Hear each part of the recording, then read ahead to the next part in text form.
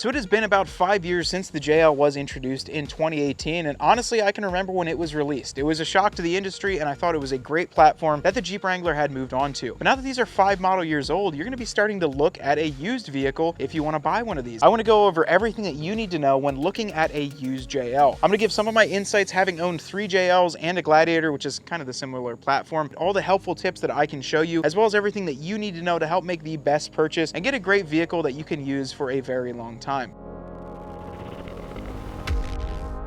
Now, the first things to get knocked out of the way is probably everything that you're doing back at home, and that's figuring out the color that you want, the amount of doors you want on the Wrangler, as well as the trim that you're looking for on the same thing. But I think the biggest one is the price point. How much are you looking to spend on a used JL? And I think personally for me, if I was going to go out and look for one, I would want to get the most bang for my buck. If I'm looking at a specific color and a trim, sometimes those are specific to a certain year, such as Bikini Blue or Gecko. They only had them for a very limited time, so you're going to be kind of held to a certain year, and I would say some of those might even be years without warranties at this point. When I'm looking for the best value though, I'm looking for the lowest mileage, the cleanest unit, and something that perhaps might still have a warranty and is still under my price point. So you finally made it out to the dealership lot, you found a Jeep that is in your price point, that's the same color that you want or close, and you're ready to give it a once over. Now, I can't be personally with you at every Jeep you look at, but hopefully you can watch this video before you go. The biggest thing that I always get asked, I know Ryan behind the camera even calls me, hey Matt, I'm looking at this Jeep, what should I look for? Right away, there's some obvious ones. So if you're gonna look at it and the paint's all scratched up and dinged up at the outside, that's pretty easy to find out, but I would say giving it a good once over on the frame under the underside is definitely the second thing that I would do. So now that you've crawled underneath the vehicle in the middle of a showroom or in the parking lot, and the salesman either thinks you're a 25-year master technician or just a jackass that doesn't know what they're looking for, you're under here. So don't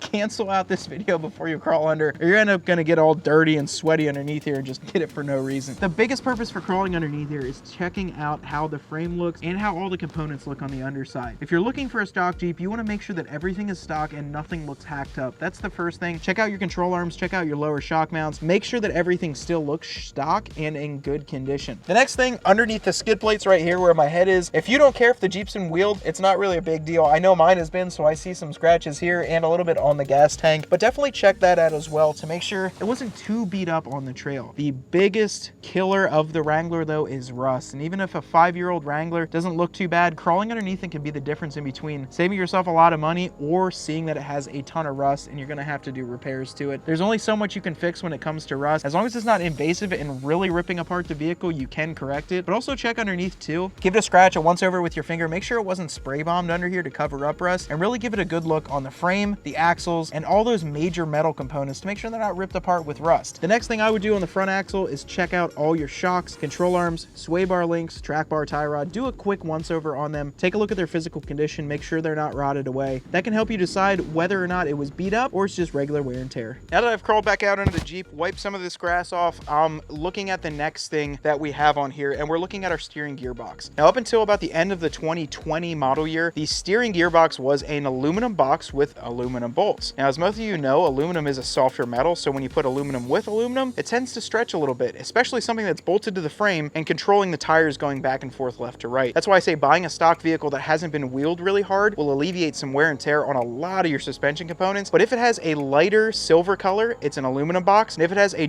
deep black, it's a steel box. Quick way to check it out is grab a magnet out and just see if it sticks to it. You can tell if it's steel or aluminum. Now on my 2020 Gladiator, I actually had to have the aluminum one replaced with the steel because I was experiencing all the problems and the recalls addressed with it. It's just something to look into. If you guys check out the JL Wrangler forums, there's a lot of good write-ups on how to get that warranty covered, but something you need to think about when you're looking at one of these, whether or not that steering box was replaced or if it's causing an issue. Another thing to check out right as you're looking at the frame, now that we've looked it all over, made sure there wasn't a ton of rust, if it's a 2018 or I believe even some of the early 19 models, they were a little bit plagued with some track bar weld issues. Now there was something going on in the factory with the robotic welders where they were either going too hot or too cold and it wasn't leaving the best weld for the track bar. But all these, what I'm trying to tell you, if you guys see some of these and they're maybe not a major problem, the rest of it looks perfect, but one of these, maybe you can negotiate a little bit of the price, or it might be too much for you and you're gonna walk away. But I'm just trying trying to tell you everything to look for on here, check out that track bar. Make sure if it's a 2018 or early 19, it has been addressed and properly fixed. The biggest thing that I always say if you're considering buying a vehicle like this is to check out what kind of top it has on it. So I personally recommend buying those with a hard top, just simply because they are easier to have with a hard top than it is to buy them with a soft top and source one of those hard tops. So if you buy one of these Jeeps that was used since 2018, I will say the soft top's going to have a lot more wear and tear. The windows are probably going to be scratchy, and overall the hard top is just easier to have on there while sourcing a soft top. If you don't want to see the wear and tear, I would go with one of these with a factory hard top, or even better, the dual top group. So you've checked out everything on the outside. The frame looks good, body looks good, all things outside look great. Now we've moved on to the inside. I have a 2022, and there are some things I will tell you to look for when buying a used JL. With these screens are not cheap to replace in these Jeeps, so if you look at one and it is completely beat up, just know that they are over $1,500 to replace, and there can be some screen peeling and fading. If it is out of warranty, that's going to be on you to replace. A lot of the other wear and tear items that are kind of smaller and can still be fixed, take a look at the steering wheel and see how hard it was driven. You can see where the leather was worn away, and you can almost see how hard the vehicle is being driven or how well it was taken care of. Overall, it's pretty common sense looking over the rest of it. If you see things that are faded, maybe sun faded a little bit, a good tip and trick that dealers unfortunately use is by spraying silicone all over the inside of them, which makes it kind of look fresh and makes all the colors pop a little bit more. But take a look at some other things, maybe on top of these plastics here, or flip these down. Sometimes they won't do it on there, and you can see how faded or how much this thing was left in the sun. The last thing I want to talk about in the interior are the seats. If you have cloth like this, normally they're going to be in great shape, but the leather, if it's pretty beat up, just know that that's going to be an expensive repair on there. The leather seats and even the skins can be upwards of $1,500 to $2,000. So definitely take a look at that. And if it looks like it's just been worn in a little bit, okay, it's a used Jeep. But if it looks overly beat up, just know what you're going to be getting into by getting the leather that's worn a little bit too much. The last step, the final home run of any JL used purchase, is to take it for a test drive. Now, when you're on the test drive, don't go really easy on it, don't go really hard on it, but there's some things that I want you to do while taking it out on that test drive. The first thing that I would say, if you have any potholes in the road that aren't going to be massive and eat up the whole tire, hit a couple potholes, see what the steering wheel does, keep a grip of it, but obviously let it a little bit looser and see how it reacts when it hits some of those potholes. You could save yourself from buying a Jeep with death wobble, or even worse, some more steering components that need to be replaced up front. If you are buying a 6-speed or a manual JL, definitely check out how the clutch feels and how that transmission feels underneath your feet. Feel the clutch pedal and feel the way it's shifting. Definitely check out all the synchronizers and make sure it goes in and out of every gear without issues. There were some JLs that had issues with the manual transmissions. A lot of them were recalled, but just make sure it was and it doesn't feel strange underneath you. Listen to the engine as well as how the transmission shifts, and give the entire dash a once-over while you're driving. Make sure there aren't any funny lights on, make sure there's no warnings, and overall just make sure this thing drives smooth. It is a Jeep, so it's not going to drive as smooth as a G-Wagon going down the road, but it should drive relatively smooth and shouldn't be all over the road. So if someone tells you it's